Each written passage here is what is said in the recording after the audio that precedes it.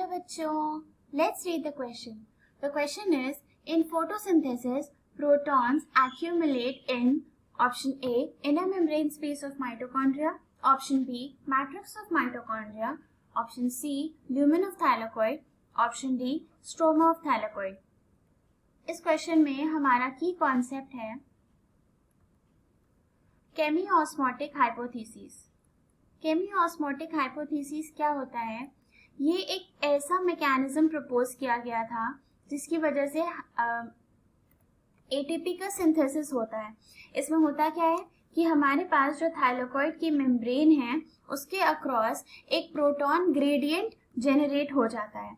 वो कैसे होता है यही देखते हैं. यहाँ पर हमारे पास PS2 है, फिर है हमारे पास साइटोक्रोम BF, फिर है हमारे पास PS1. जब इलेक्ट्रॉन फोटोसिस्टम से फोटोसिस्टम ट्रैवल करता है तो यहाँ पर हमारे पास कभी कभी कुछ ऐसी चीज हो जाती है जैसे कि यहाँ पर इलेक्ट्रॉन था, ये इलेक्ट्रॉन यहाँ से पास करके जब साइटोक्रोम BF के पास जा रहा था तो जो इलेक्ट्रॉन कैरियर इसको ट्रांसपोर्ट किया वो असल में एक प्रोटॉन कैरियर था. But cytochrome BF is only an electron carrier, तो ये प्रोटॉन तो कैरी नहीं कर पाएगा, इसलिए ये अपना प्रोटॉन ल्यूमेन में भेज देता है. तो जो बाहर का प्रोटॉन था वो ल्यूमेन में आ जाता है. ऐसे करके बहुत सारे प्रोटॉन्स अंदर आ जाते हैं. और क्या होता है, ये PS2 है जो है वो रिस्पॉन्सिबल होता है स्प्लिटिंग ऑफ वाटर के लिए. जब ये स्प्लिटिंग करवाएगा, पानी स्प्लिट होगा तो उसमें से भी ढेर सारे प्रोटॉन्स निकलते हैं और वो प्रोटॉन्स भी यहीं पर एक्यूमुलेट हो जाते हैं. अब यहाँ पर इतने सारे प्रोटॉन्स को एक्यूमुलेट करने का पर्पस क्या है?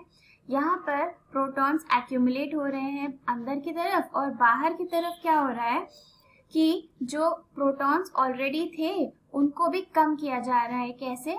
NADP प्लस प्रोटॉन्स को एक्सेप्ट करता है और NADPH बना लेता है. तो बाहर कंसंट्रेशन कम हो रही है, अंदर कंसंट्रेशन बढ़ रही है, जिसकी वजह से एक प्रोटॉन ग्रेडियंट क्रिएट हो रहा है. वही प्रोटॉन ग्रेडियंट को जब तोड़ा जाता है तो यहाँ पर जो ATP सिंथेज है उसके स्ट्रक्चर में चेंजेस आते हैं और स्ट्रक्चरल चेंजेस की वजह से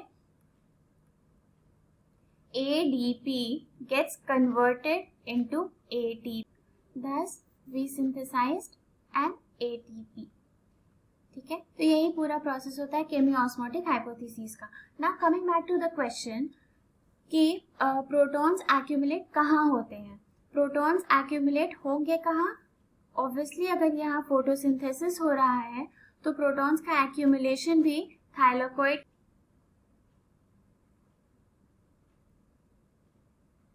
माइटोकॉन्ड्रिया में तो होगा नहीं, इसलिए inner membrane space of mitochondria is wrong.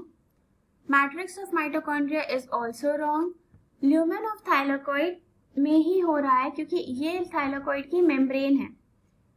तो थाइलाकोइड की मेम्ब्रेन के अंदर जो भी स्पेस एनक्लोज्ड है that is the lumen. Stroma क्या होता है? ये जो थाइलाकोइड के जो स्टैक्स होते हैं ग्रेना, उसके अलावा जितना स्पेस होता है क्लोरोप्लास्ट के अंदर that is grana, that is stroma.